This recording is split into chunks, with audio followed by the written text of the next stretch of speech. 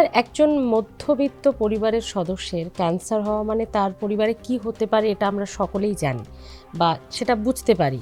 একজন মধ্যবিত্ত পরিবারে যদি এই ধরনের হয় বা যে কোনো মানুষের, তার এই রাজ্যের বাসিন্দা বা এই রাজ্যের নাগরিক হিসেবে আপনি যেহেতু একটা হসপিটালের আরজি করের মতো হসপিটালে এত বড় দায়িত্বে রয়েছেন, কি করা উচিত? সে কোথায় যাবে? সে তো দিশাহারা হয়ে যায়।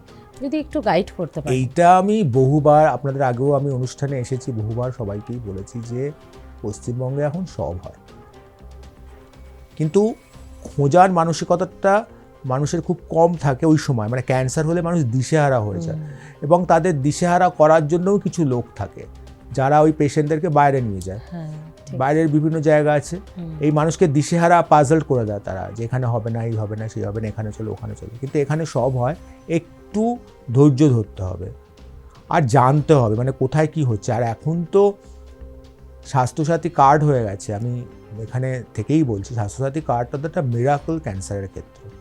এবং আলটিমেটলি আমার যেটা মনে হয় আরও কিছুদিন পরে স্বাস্থ্যসাথী কার্ড ছাড়া ক্যান্সার চিকিৎসা হবেই না। সবাইকেই স্বাস্থ্যসাথী কার্ডে চিকিৎসা করতে হবে, এমন একটা দিন আসতে চলেছে। কারণ এটা ক্যান্সার চিকিৎসাকে একটা অনেক উঁচু জায়গায় নিয়ে গেছে, যেখানে সাধারণ মানুষ বিনা পয়সায় ক্যান্সারের সুবিধা পাচ্ছে।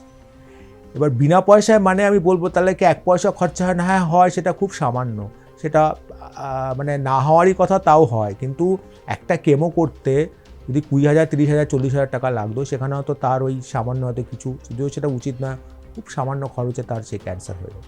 পুরোটাই ফ্রি হয়।